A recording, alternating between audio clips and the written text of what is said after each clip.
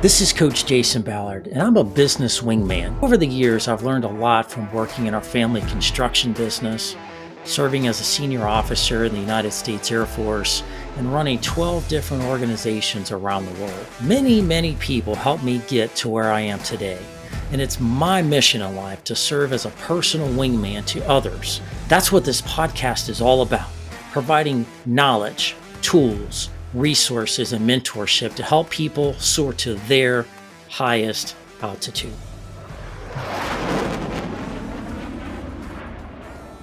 Welcome back to the Soar Higher podcast. This is your host, Coach Jason Ballard, and it's a real privilege to be with you today. We've got a really cool, exciting, what I think is a fun episode in store for you today. We have the privilege of two really awesome people, experts, are just doing some amazing things out there. So what are we talking about today? We're talking about eliminating the divide and becoming a master communicator that can connect to anybody out there. Wow, how powerful would that be if you were able to connect with anybody on their level and be successful? How much business can you get out of that? How many friends can you make? I mean, there's a lot of power that comes from that. At the end of the day, I think you'll realize, how special this really is. And so today we have the privilege of having two guests on the show at the same time. Uh, Kind of a dynamic duo here. We've got Grace Gavin and we've got Ken Bogard. So let me tell you a little bit about these two phenomenal folks. Ken and Grace are co-founders of a professional coaching and training company called No Honesty. They help folks with communication and open up the lines of communication with all of the team members in the workplace to truly connect and communicate on a whole new level so they can thrive and break through that next level of success in their businesses. They are both keynote speakers. They are both co-authors of a new book that's recently come out called No Honesty. Same title as their company, ironically. Phenomenal people doing some amazing work out there. And it's a privilege to have them on the show today. Ken, Grace, welcome to the show. Thanks so much for having us, Jason. And those who are listening and maybe not watching the video, I always have to clarify this because no honesty sounds like NO. And I want to be clear for the listeners that it's KNOW. Okay. We're talking about knowing honesty, if you will. It's just to make that little clarify, a little bit of fun play on words there, but it doesn't always translate in the audio format. So no honesty. Yeah, and I'm tickled we got called fun. We said this was gonna be fun. That's all right. I'll take that, Jason. Anytime you're talking about communication and figuring out ways to, understand people better, communicate better, that's always going to be a fun conversation, right? Because there's so many dynamics involved in that, right? Oh, yeah, absolutely. Awesome. Well, Ken and Grace, tell us a little bit about your backgrounds and kind of how you both got to where you are today. Grace, we'll start with you. Yeah, taking you all the way back, I grew up on a dairy farm, the last of 8 kids. So if you can imagine, communication from a very young age was just constantly surrounded with it when in a household of that many people. And then I went on my professional journey, worked at a daycare actually for a number of years. And it's really interesting looking back now, teaching 3-year-olds how to communicate tends to be very similar to teaching 30-year-olds or 50-year-olds how to communicate because a lot of times it isn't taught in school. And then I started working with Ken about 6 years ago and really delving into helping leadership teams and developing no honesty and just noticing this absence of open and honest communication, which we'll get into, and figuring out how do we help them. And it's evolved from just writing the book to we created an assessment to creating a process to help teams. And it feels like we're on an unstoppable journey that's just getting started. I mean, if you're listening to this now, the book just launched last week. And so it's really exciting to see what's happened already because of that and what's to come yet. So that's a little bit about my journey. All right, Ken, how about you? Well, I'll take you way back briefly, and then I'll pull you out of that and bring you way forward. But I was raised solo by my father, who is a stoic German, Lutheran, retired engineer, ex military, loving father, I think we could say. And so that's kind of my upbringing. And communication maybe wasn't our forte in the household. And so there were some definitely some learnings that had to come from that. And I think a big piece of why everything is what it is today for me. I used to work for a diversity coach, diversity, inclusion, and executive coaching firm for a period of time. I went to help out restaurants, strengthen restaurants in different areas, move on to the next, move on to the next. I think you have to be a crazy person to like that sort of work. I am a crazy person. I do believe then. Helped a small business here in our town, went on to help another business, a real estate organization. I said, enough is enough. I'm going to help multiple companies get what they really want out of their business. And so here I sit, having helped over 60 organizations, and that's the equivalent of well over 300 leaders and managers to this day. Outstanding. I got to know, how did you come together? How did you meet? How did this mind meld of, we should probably work together and teach people how to communicate better? Like how did all that happen? Just like meet through family and friends or just online or what? Well, there got to be a good story there. Yeah, it happened when I was working at that daycare that I mentioned, and Okay. I something about daycares, you pour your heart and your love into it, but you're never really the most highly paid person there by any means, but you do it because you love it, and I really loved it. But I also recognize that this wasn't necessarily gonna get me to the point where I wanted in life, and I had, I think, a little bit of an entrepreneurial bug seeing my dad growing the farm and things like that, and so I was like, "I'll start a marketing agency." How hard could that be? And that's around the same time that I ended up meeting Ken, and so I would love to hear a little bit of the story from his perspective too, because we've talked about it a little bit and share that with the audience. But I was, in my opinion, pestering with all kinds of business questions. I'm like, how do you do this? What about this? And all of these things and trying to make it work. And all the while, he's like, well, why don't you just come work with me? And whenever you're really ready to launch something, I'll help you. And that was, Jason, over 6 years ago. So if you talk about like why communication matters so much, and I know we're going to get into this, but like you can't have long lasting relationships if you don't have good communication. I really believe that's like Ken and I have had some fights over the years. We have had conflict. We've had conflict today, like just in our offices, but because of our ability to communicate and to work through those things, that's why we've been working together for so long. All the way from that beginning of just, I had no idea that this is the journey that I would be going on. And I don't think it would have happened without Ken. I know it wouldn't have happened without him. Who Grace is, when I met her, is someone who took care of and loved my child, and I'd say unconditionally. And so the trust factor was already there, without a working relationship with one another. And Grace's style of taking care of the kids, it was almost like anti-establishment. She was honest to a fault, right? She just told me what was going on, and she was clear with me about how the kids are doing or not doing, even though she was instructed to always sandwich, right? What's the sandwich method, Grace? I forgot what you. Yeah, it's like if something bad happened, you tell them, here's a really good thing, here's a not so bad thing, but minimize, maybe don't talk about it too much, and then end with a positive thing. So it's like, I get where that's advice is coming from, but I found it really wasn't helpful to parents, especially if the kid had a really rough day. And then I'm going to say, oh, they had a pretty good day. Here's this bad thing that happened, but it was, the rest of it was fine. And then you send them home, and the parents are wondering, well, is it me? Am I a bad parent? Like, what's happening if that rough day continues into the home Mm, time? And it's just like that's not really helpful. And like, if that continues to happen, how do we actually partner to help the kiddo? It just wasn't possible in that way. So yeah. I'm bragging on Grace a little bit now. But so now you have the trust factor. That's one thing. Trust her because she loves my kid unconditionally. Two, she's authentic. So when things would go wrong, she would own it and it wouldn't be a problem. And she was brave in talking to us and she wouldn't skirt the truth. There's that. That's number two. Work ethic comes from a farm family. There's something to it. And so she's got work ethic ingrained in her and always has. And then I think four was this idea of her wanting to start this marketing agency. She's got built-in entrepreneurial spirit written all over her.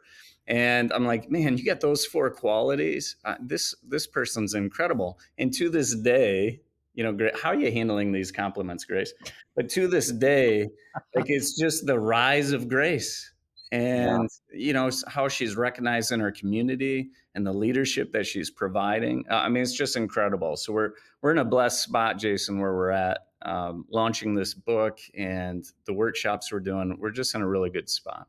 I can definitely see those things already with Grace. She's just very um, just nice, very caring, very thoughtful. You can just see that and feel that when you're on in a conversation with her, man. That I guess that's why she's one half of the dynamic duo for master communicators, because she certainly, exemplifies all those things, Ken. So well, that's great. Thank you for your backgrounds and understanding of how you guys got together, and you're doing some amazing things out there. What led to the inspiration for the book? You guys been working together for a few years, and then all of a sudden there was this idea, why don't we just write all this stuff down in a book and provide it to people? What inspired you to do that and work together and write a book together? Yeah, I'll let Ken tell that story. Yeah. What inspired it is just a series of life events. So I want you to picture an equation, a very long equation. So X this plus Y that plus Z has gotten us to where we're at today. And so there's just these series of moments that have taken place from my upbringing to Grace's upbringing. And we just don't have time to unpack all these. So I'm trying to think of the most significant events. About 8.5 years ago, I knew I wanted to start an organization that would help multiple organizations. And one of the pain points that I saw or I realized was just a supreme lack of honesty. And I'm like, we got to combat that. And so, hence, starting this company called No Honesty, KNOW, No Honesty. And furthermore, though, I hadn't figured everything out that I wanted to where we're at today. Meaning, for the last 8.5 years, I've been using EOS, the Entrepreneurial Operating System, to help organizations get what they want. To me, it feels like one of the best mousetraps out there and one of the most simplified, sticky systems that are really helping out small and medium sized businesses. And 8.5 years ago, I also wanted No Honesty. And so at the time, you could kind of have both. Well, 2 years in to doing this sort of work, I'm running teams through the EOS system, this framework that gives them this approach to getting what they want out of their business. And I'm kind of looking at my teams and reflecting over the last 2 years, and I'm like, man, something is missing. Like, we got a really good framework, and I'm walking them through the steps, and I'm helping teams. I can feel that, but not enough. I go to this event where there was multiple EOS implementers. And in this session room, Marissa Smith's session room, there were these healthy rules on the wall. And I found myself getting a little bit lost, not paying attention. I look at these healthy rules, and on there was this rule of be honest and open, or be open and honest. And I'm like, something about that. Plus, this idea I had about knowing honesty. And I was really thinking about it. And that day, I think it really hit me. I'm like, my teams aren't doing it. They're not being open and honest, at least not fully, or to the extent that they should be, using their full range of communication. Their God given gift of communication is being abused left and right.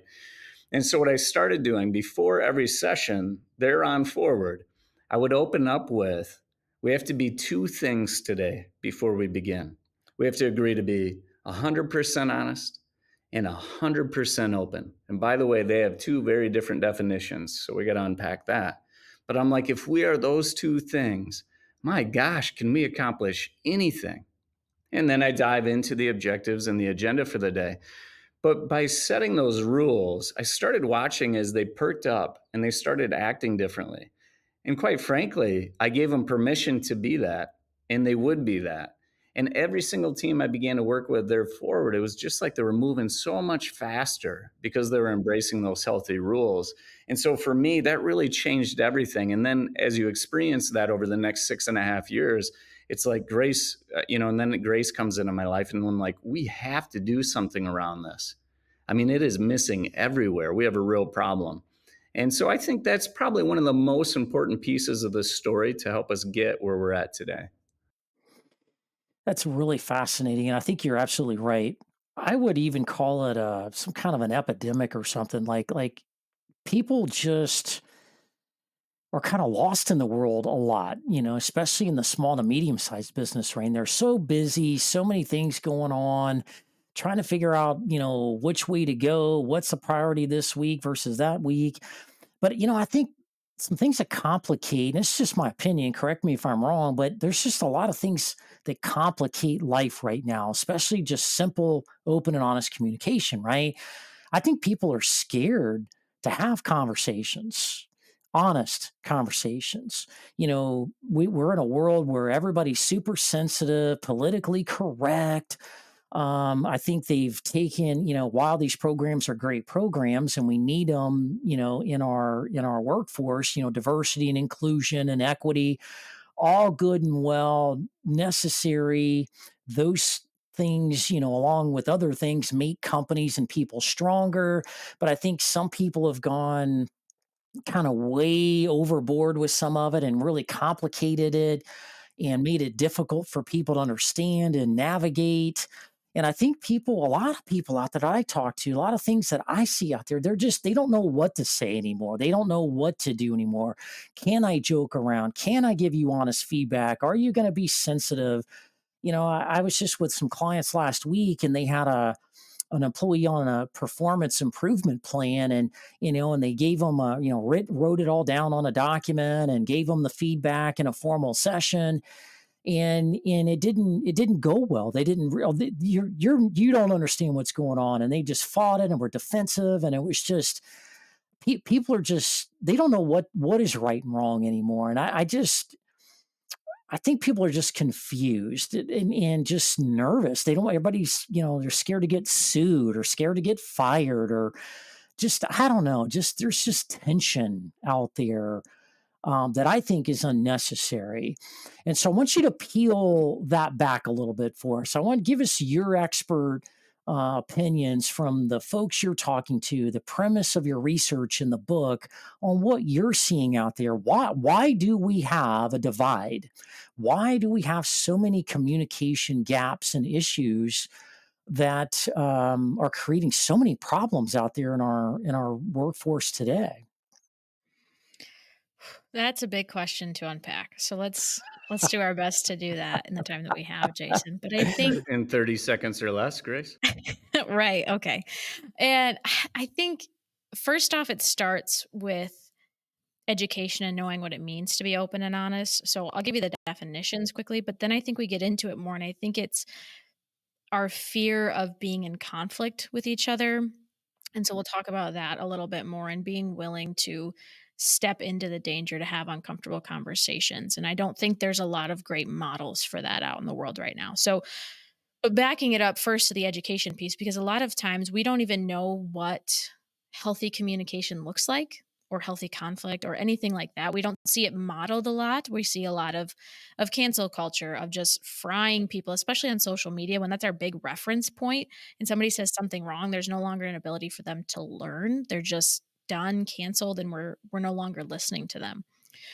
And that really stymies our ability to grow as a culture and as a society. So first off, the definitions, because that's really important here. Starting with honesty. Honesty is being truly and freely yourself, speaking into what you want and how you feel. And there's a huge focus on that right now in our culture. And I know Ken loves to talk about this, so I'll let him get into it a little bit more. But think about honesty in an equation. It's open plus honest equals real communication. Honesty is about you. That's all of the things attached to you, your thoughts, your feelings, your opinions. The spotlight is on you, which is fantastic. But what we often fail to realize and what we don't work on nearly enough is the other side of communication, and that's openness. And openness is listening without reservation, putting your needs and wants on pause for someone else. So think about it. If we want the spotlight on us, we want our ability to share what we're thinking, how we're feeling. We have to give that same space and spotlight and ability to hear the same from somebody else. And I think that's really what we're sorely missing right now in our world is an ability to just listen to each other. I'm not saying you have to agree, and we'll get into conflict in a minute, hopefully, but we're just not listening to each other. We're not putting aside our judgments, our reservations, our wants, and our needs. Just pause them for just a second for somebody else, for this human being on the other side of the conversation, recognizing that, look, we're just human beings. We've had different experiences, and we can talk about that and we can have disagreements and go from there. So I think education is a really big part of it. And we just don't talk about it enough. And we don't think about conversations in that way of, okay, am I really listening to the person here? Am I just ready to cut in and win with my opinion and then be done and fly out? Because that's a lot of what we're seeing right now. Again, in the media, in larger areas. And we don't have really great examples of masterful communicators in that way. And so I'm going to get off my soapbox for a second. I'm going to let Ken jump in. Could you just feel it? I was trying not to give off that I'm like ready to dive in, but I guess that so she's nailing it. The bottom line is there's not education around this like there should be. We're not doing it. And so I don't know how you were raised, Jason. Maybe I should. But I don't remember in grade school being taught that being truly and freely yourself is important. I don't remember hearing we should listen to each other without reservation, no matter the opinion. I don't remember being taught that. Then you go into high school. I was not taught that. You go into college. I was not taught that. You go into your first job. You're not taught that. They don't tell you, go ahead and be honest about whatever you want to around here and be open to other ideas around here. It's not taught. It's not taught in your second, third, fourth, fifth, sixth, seventh job. And so, where do you get this education? I don't think it exists. I think there's a huge absence of communication on the topic, and she's alluding to it. Grace also gave you the gift of the definitions. And I think we really have to embrace that because right now in the moment, she's educating us. And so as you're a listener right now, you got to write these definitions down and go teach it to the closest people in your life so that you can have this sort of real communication that exists. So I'm going to state it again. Honesty is being truly and freely yourself, speaking into what you want and how you feel. Why would you want anything other than that in your life? The other side of it is to be open, which means to listen without reservation, put your needs and wants on pause for the other person.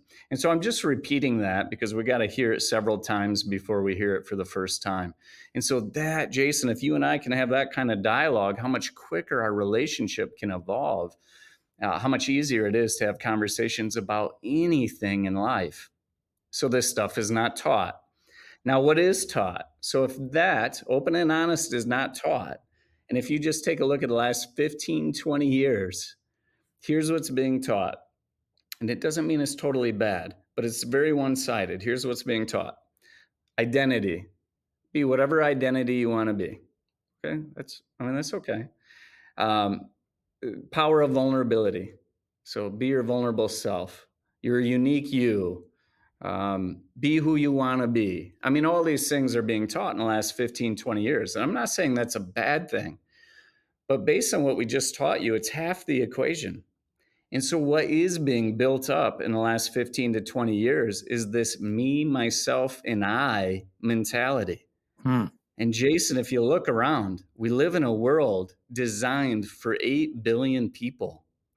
This world was not designed for one, but that is how every single person is treating it. So what happens is when there are differences, we're like, what's wrong with you? You're different than me. How dare you? That's messed up. And so, that's what we're being taught is me, myself, and I. And so that leaves very little room for anything else. And so that's kind of the grand picture of what we're up against. And I think why the timing of this book is so important is because we got to change this, or we're in for a real hurt. Yeah, I definitely agree. You think, well, how do we get taught this stuff and how do people learn how to communicate? Well, from what I see out there, again, correct me if I'm wrong, it's the school of hard knocks, right? You get out there in the workforce, and then there's some kind of conflict on the team or with a coworker or with a boss, and you're not on the same page, and people are fighting and gossiping and arguing in the break room, and then HR's got to get involved and separate people, and there's drama, right? And until somebody like your boss comes to you and says, "Hey, we need to be team players here. So you need to figure out a way to get along with Sally. Go to lunch with Sally tomorrow and, kiss and make up, do what you got to do." But now you are trying to conform to the boss's definition of getting along and communicating effectively, right? Well, sometimes leaders can do that. Sometimes they're not good at it themselves. They're not even good leaders, right? So you're getting a filtered view that may or may not even be right. All they want you to do is just kind of shut up and color and not cause problems that pull me into the middle of all the drama. So you just get along and figure it out, or I'll, start dropping paperwork on you. Right. So now there's a fear factor and a unknowing like way to navigate this. And with no adults in the room, no experts to really truly, help kind of drive that in the right way. And so when you're out there, if you're a listener, I'm gonna kind of change gears a little bit here. Let's say I'm a business owner and I've got 200 employees in my business, and I'm listening to this podcast, this really awesome podcast with you on it. What are the signs we don't have the right communication dynamic going on? What are the signs we're not being open and honest and genuine and getting the kind of results that I think you write about in your book? What are the obvious signs? Oh, are we talking about this for the rest of the podcast, or do you want just a very short list? I'll kick it off, but We'll take what you got, Grace. I think first, if you're a leader and it seems like the people around you are just nodding and saying yes and not giving you any kind of actual opinion and going along with what you're saying, it's probably not because you have the best idea in the room, but maybe you've trained them that you're not actually going to listen to what they have to say. So what's the point in saying anything? So having a bunch of head nodders and yes people, that can be a really big indicator for people.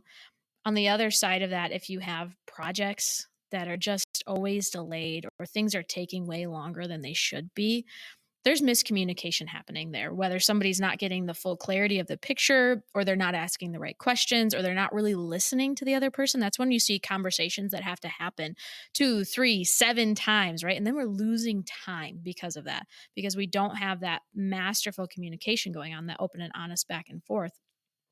And then I think you see it happening when teams can't resolve conflict or can't come to a decision and agree to move forward, even if they don't necessarily agree with the decision, but they can't even have that conversation. That debate is really important. And then I think there's so much more, and I'm gonna let Ken jump in here in a second. But then finally, I think it also goes to your team's ability to deal with conflict. And so if you see people having conflict but not going directly to each other to solve it, and so maybe they're coming to you with a problem that they could just simply solve with a conversation with somebody else, that tells me that they don't have really great communication skills to go step into what could be a hard conversation. It might not be, but they don't have that skill or feel like they can, so they're coming to you with a problem. Now they're including you in, like you were saying, the drama, and now we're adding more people, and now it's becoming a whole big thing and it's growing. Or maybe you just don't hear about any conflict from them at all because they're internalizing it. And that's also telling me that your people don't have strong skills around communication. And so those are just a couple of things that I see. Ken, what else do you see? Yeah, those are awesome, Grace. I think those are all very loud and they have to go. And the way that those things are going to go is through open and honest communication. So if you're not having that, those things will persist that she's mentioning. I'm going to try to give you a few in bulleted fashion. Honestly, there's 1,000 different things that are pointing to this. We just don't have that sort of time. And so I'm just going to mention 8 things to watch for on, let's just say, your own team. And I'm just going to give you 8 things to look for. And if these are happening, we are lacking open and honest in our team. So, do you have a lack of engagement on the team? So just not engaging in fluid communication. Do you have a lack of trust on your team? Do you have clunky communication where it's just not easy? It's not free flowing. It feels clunky or hard to get. Passive aggressive behaviors, arrogancy that's running rampant, defensiveness from each of your team members, unreliable people, and just a lack of decision making ability. And so I think all eight of those are just little signs and symptoms that we're struggling with open and honest. Well, let me put this in business terms. Really great explanations. I think those are um, obvious signs. I mean, if you're a leader out there and you're seeing, these kind of dysfunctional things happening, it shouldn't be you got to stumble over it to see it, or got to turn on a light to be able to see it. Like this should be pretty obvious. It's gonna take up some time and energy in the organization. But let's equate this to business, right? So if you've got breakdowns in trust and lack of communication, people aren't being honest, they're not engaging, they're not doing some of the things you guys listed off. You know what that means? That means your customer service is declining. That means people are taking more time off from work because they don't want to go to work and deal with the drama at work. That means 100%. people are you're gonna struggle with retention and keeping good quality people. Why? Why? Because people leave because of a bad boss, a bad culture, or they're not appreciated, they're not being listened to, they're not heard, they're not understood, they don't feel valued, right? Those are the top 3 reasons why people leave. If communication gaps exist, then there is a divide, right? I love the connection with your book and closing the divide. There is a divide. There's people that think one way versus another, do things one way versus another, and there is a divide. And I think your goal is to bridge that and bring them together as one holistic team. And when that doesn't happen, bad things are going to happen in your company.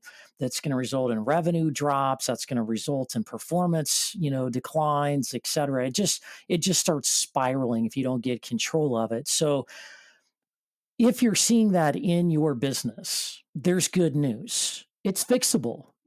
So, Ken and Grace, tell us, what are the first steps? What is kind of the process you have mastered in going into organizations, figuring out what's going on and where they're at? Are they, kind of just starting to have some issues? Or are they like, on the brink of nuclear war? Like what extreme are these people at? And how do you start that process? How do you get people to open up and break down their walls and barriers and start communicating um, better? Walk us through that.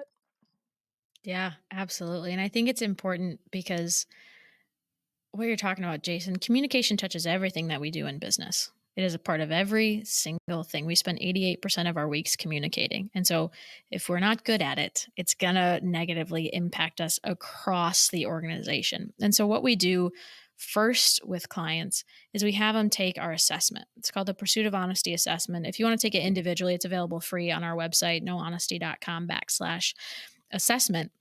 But anyways, we'll have the whole team take the assessment. And what that's really important there is we're putting these what can sometimes, communication gets labeled as a soft skill. And I won't do it now, but I could go on a whole rant about why it's not a soft skill and it's something that needs to be developed and hired for and looked at differently. If it's But not a anyways, soft skill, what kind of skill is it?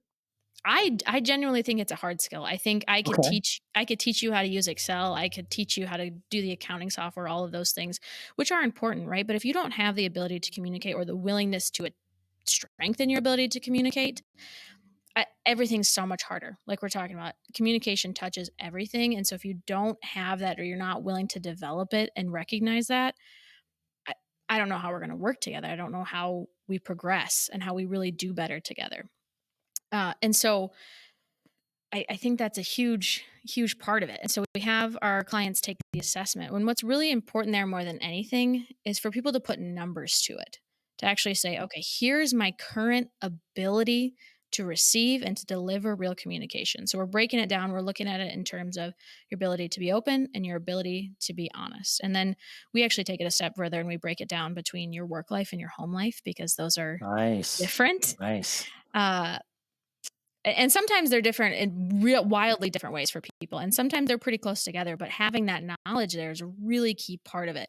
So then we start with the assessment, and then we go deeper and we define what it means to be open and honest and say, "This is what we're agreeing to," and that education piece of it. We spend a good amount of time in our workshops with clients just saying, "This is what it looks like to be honest. This is what it looks like to be open," because in society right now, when we say the phrase open and honest, like Ken was talking about earlier, we take that to just be about ourselves. I'm going to be open and honest. I'm going to be an open book, transparent, all of those things. And that's just, like we said, that's not what it means. Those are two very different things. And so we go very deeply on the education piece of that. And then we take them through our 6 practices, one of which is the assessment. And what the 6 practices are really important is because it's making communication simple, tangible, and implementable for people. Because we're not here, Ken and I are not here in the business to make things complicated. When you're working in business and you've got a difficult conversation that you're coming to, we're not going to give you a 10-step theory on how you should walk through that. You're not going to remember that when it comes into a tough conversation. But you will remember 2 things. You remember to be honest and you remember to be open. And we take you through the 6 practices to really build up and practice that word there is intentional. Because this is a journey, we are always on the journey towards being 100% open and 100% honest. And so we have to practice that daily to get there. That's good.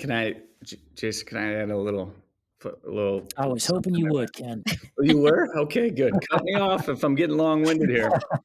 Okay, so when you take the assessment, the scale is 0 to 100% for open and for honest.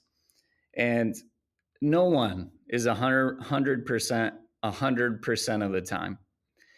Yet, we are honest and open at some point, at some frequency in our lives. So I think that needs to be mentioned. So I might have an honest moment over here, but for the rest of my week, I'm not. And I think the point I want to make to other people is that everybody has this within them. Everybody has some level of honesty in them, some level of openness within them. And let's just say it's 4%. We just are trying to stretch that percentage out and get you closer and closer to 100%. So this isn't some alien thing that we're talking about. This is within every human being on the planet. We're just trying to get more of it. Now, who this works for, you were saying, is it nuclear? Are they, how bad is this team? I mean, it's all over the board, quite frankly. But I will tell you, in those really unhealthy teams where it just seems like everything is dire and nothing is working, I think sometimes we have to be realistic that we might be sitting around looking at team members who will not be with us in the next few weeks or months or years. And they don't want to be involved in open and honest, or they won't agree to that kind of relationship. And therefore, you will continue to sit in toxicity in a poor team health environment. And so I think we just have to be realistic about that. Now, we will try to save and salvage every relationship we can because I do believe there's a percentage within every human being that needs to be stretched out. It's just a matter of, can you move as fast as the company needs you to move? Because this company may go underwater if we don't make some significant changes now. And so that kind of answers that. And I think there's some teams that are, they're okay and they're doing pretty good, and it just feels like something's missing at work or with the team, and they just want to strengthen themselves a bit. They want to go deeper with these people who they share more than half their life with. And so I think a lot of people are saying, look at no honesty and how do we get this into our lives so that we can embrace ourselves as humans and enjoy this work we do together more. And so open and honest can really help you with that as well. Yeah, I think let me say it a little bit differently. People, you have to want it. You have to make a conscious decision to, go into the workplace and put on a smile and have a good attitude and be willing to receive good things or receive some things that may not be so pleasant that may be necessary, right? But you have to decide, I'm going to be willing to be open. I'm going to be willing to listen to Ken and Grace today and be open to new ideas, new thoughts, new possibilities of discovering some things about my teammates I didn't know, to how they prefer to be communicated with or not. I've got to make a decision. I've got to want that. And some people, some people are going to tread out over time. Some people, the business just kind of outgrows them. That happens. That's normal. Business people, you need to be comfortable with that if you're not already. But, at the end of the day, people, I think, are struggle to open up and meet your definition of open and honest and being genuine, be in the moment, listen, be heard, contribute back and establish this relationship, right? I think you haven't said that word too many times here, but I'm going to say it for you. This is about relationships, right? Everything's a negotiation in life. Everything's about a relationship in life, whether it's our family, our friends, our coworkers, and finding, the common ground on those kind of things. But a lot of people have, as Grace mentioned earlier, fears, insecurities, hurt feelings, carrying around some baggage or whatever that get in the way of that. And so I know you guys see that and deal with that.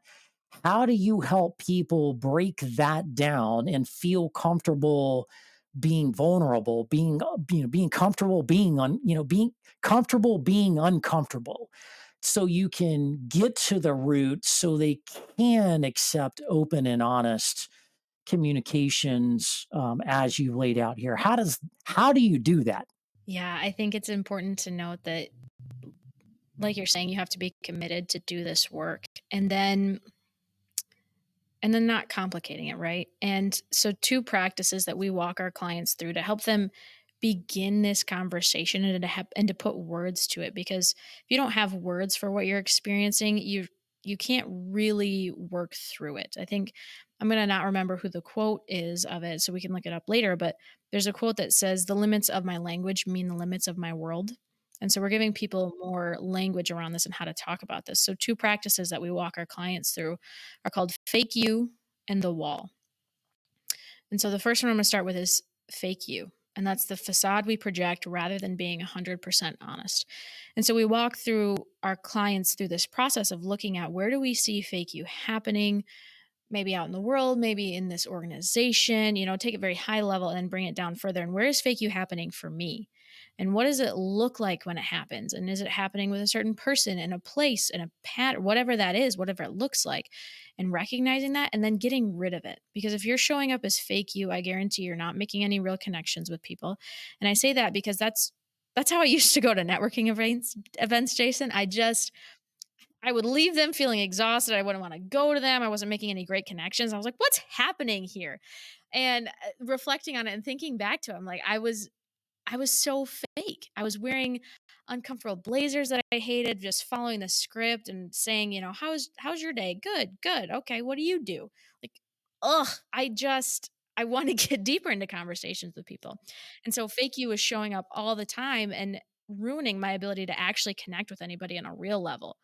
And so looking at that and recognizing when I'm going to networking events or just events in general or meeting with somebody and feeling fake you happening, and then being able to get rid of it and say, nope, I'm going to return to being honest here. I'm going to be truly and freely myself. And I'll tell you, I kind of love going to networking events now. There are some days where I go to 3 in a day.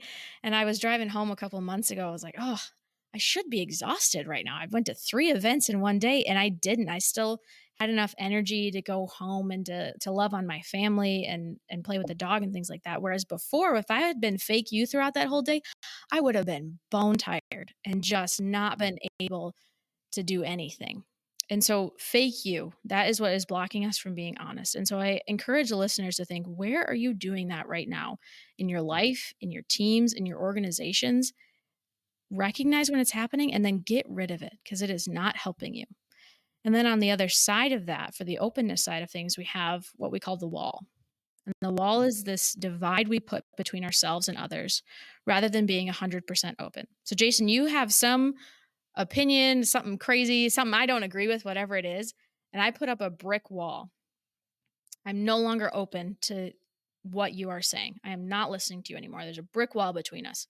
What happens to our communication? It's done. It's done. There's nothing, you're not getting to me. We're not going to find a solution. Nothing's happening.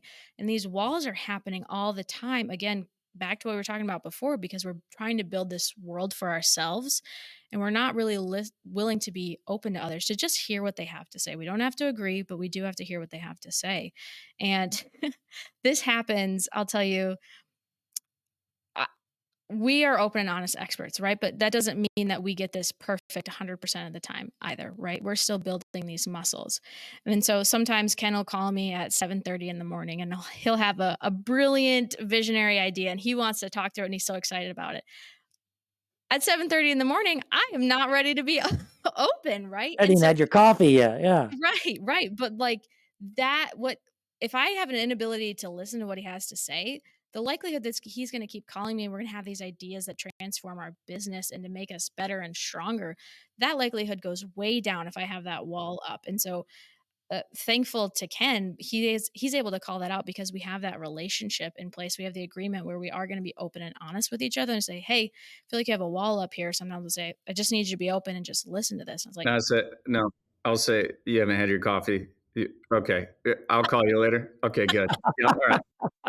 Ah, That too, but, like, I think that's also part of this relationship thing. If somebody's not being open and honest with you and you have that desire or you've talked about it in your team, call it out. Help them return to being open and honest because we need those reminders. We fall back into our old patterns of communicating all the time that's still hurting us, not helping us.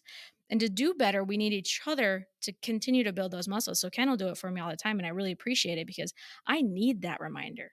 Otherwise, I'm going to just keep doing what I'm doing. And maybe there's a better way to do it, or there's a new idea that we should be embracing.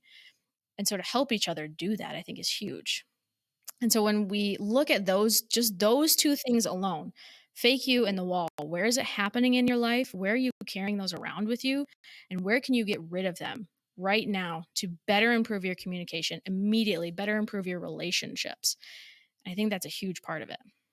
I love that. Those are really awesome ways to explain that. Thank you, Grace. Ken, you got anything else to add to that?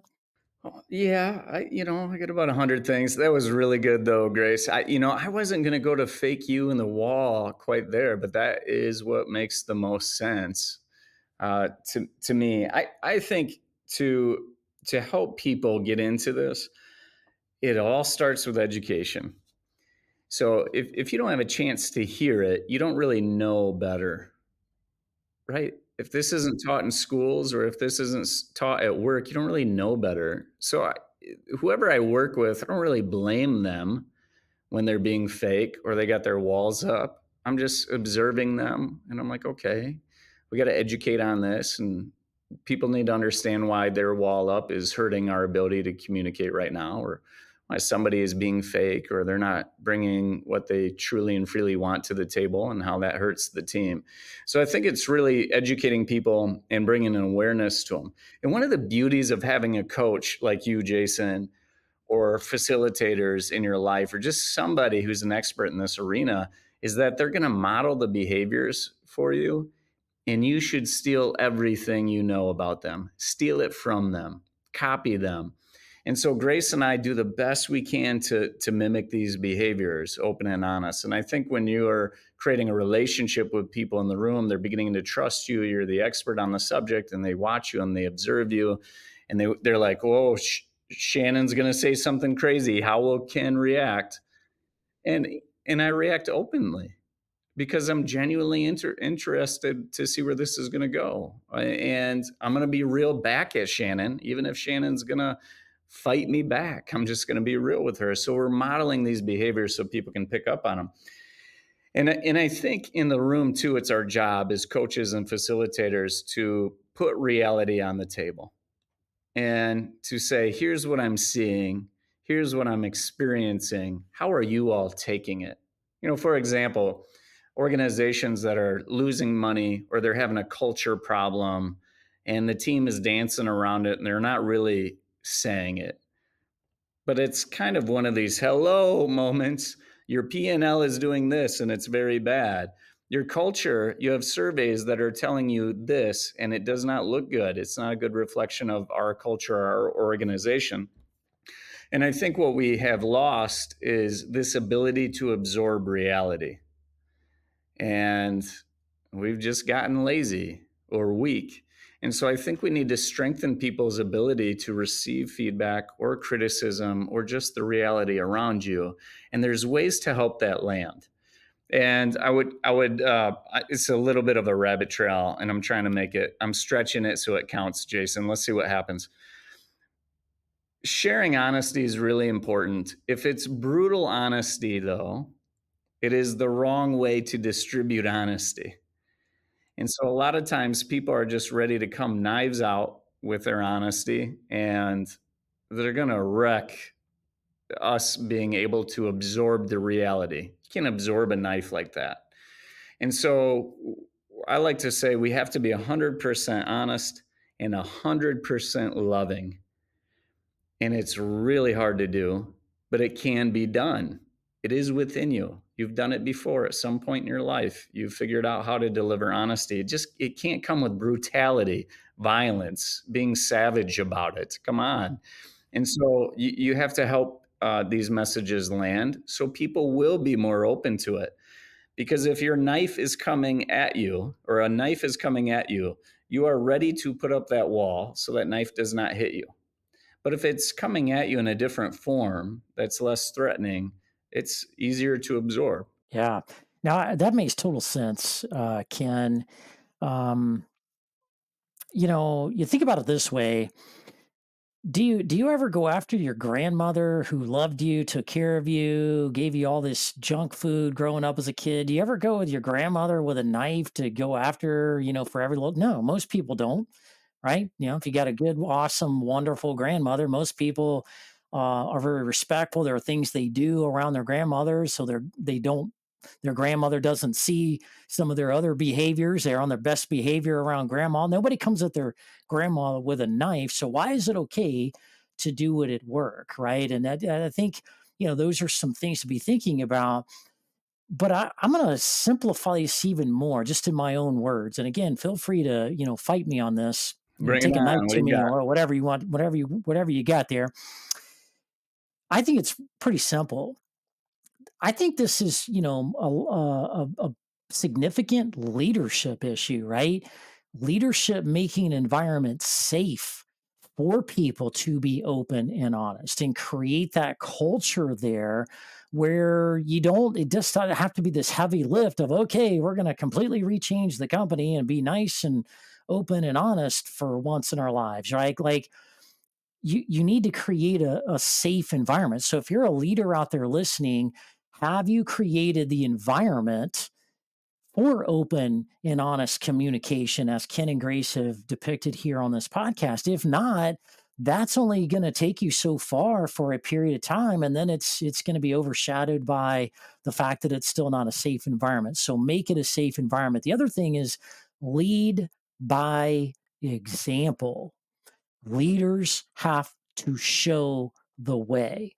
If you are critical and judgmental and gossip about people and, are greedy and selfish and in all of those kind of ways, you're not a good listener. You're not talking to people with the intent of wanting to genuinely understand what's going on with them and their lives and what's pain they're going through, what, issues are going on with them in the personal or work life. um, Boy, it's going to be tough, right? So I'll give you a quick example of when I was in the military. Now, again, it took me years to get to this point, a lot of painful lessons to get there.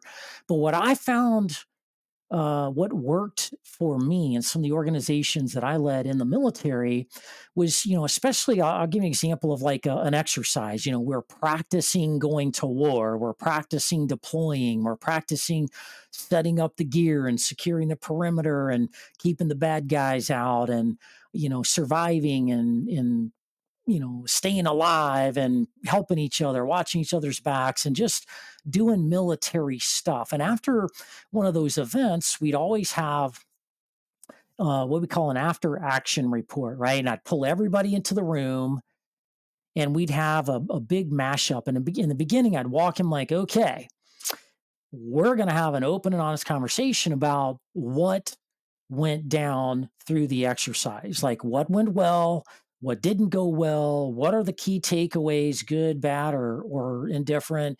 What are the ways we need to be thinking differently? How do we get better? How do we support each other better? Where were there gaps? Where were we missing equipment? Where did we have a broken process?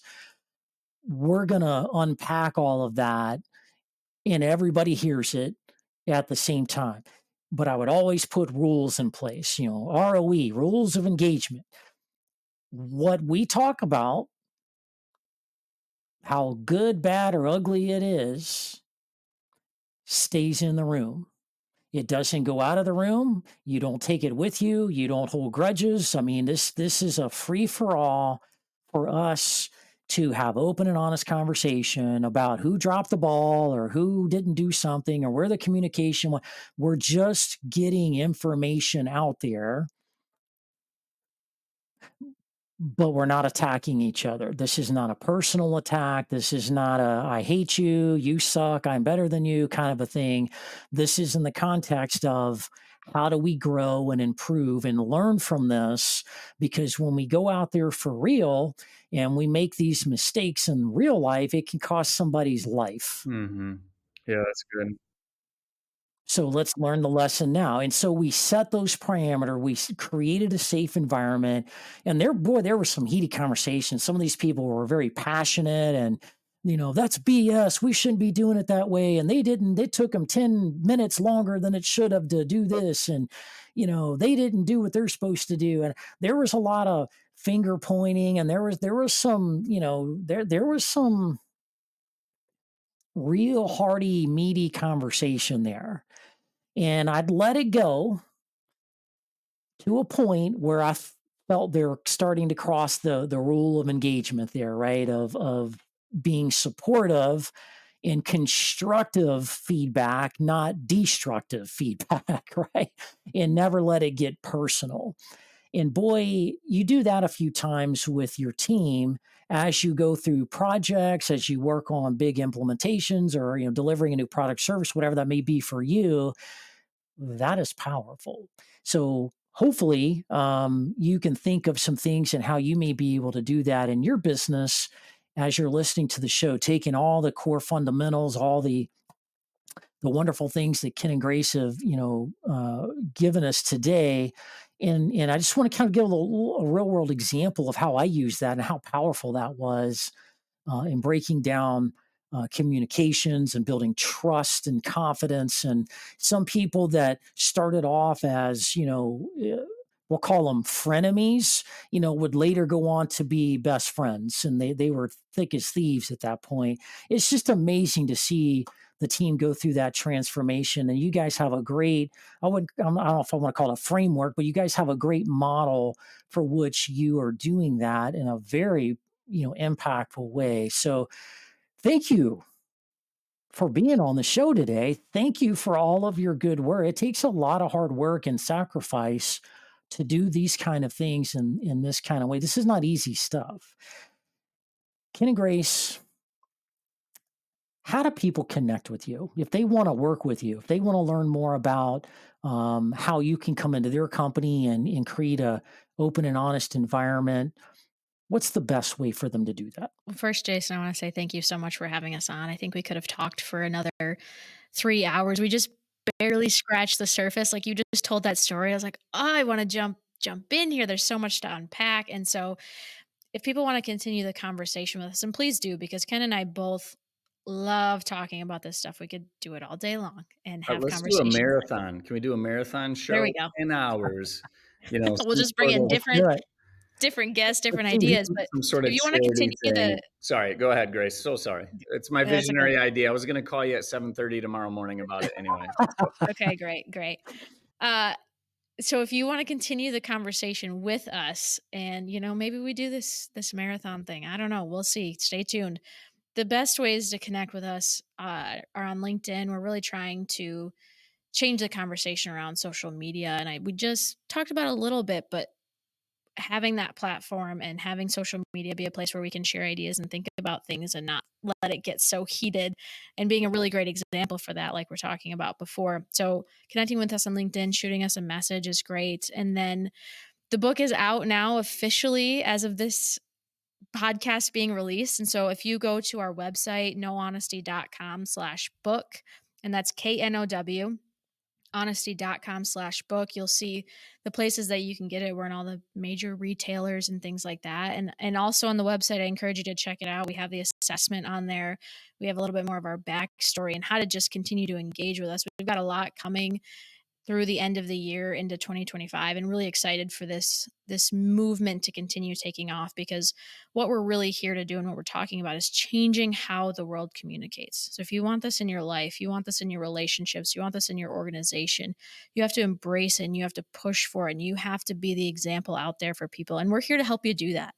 And so please reach out to us. We want to hear from you. Awesome. Thank you for that. Highly encourage you to connect with these two phenomenal people. They're again, they're just doing some really fascinating work. They're two wonderful human beings that are just really truly passionate about what they do. Clearly, I think that was evident on the podcast today, and they truly are eliminating that divide that's out there. And boy, with all the stuff going on in the world today, the political stuff and just the sensitivities and just the dynamics of the workforce and working from home versus, working at the office and just all kind of different dynamics, they can truly, truly help you. We're going to put all their contact information in the show notes. So make it real easy for you.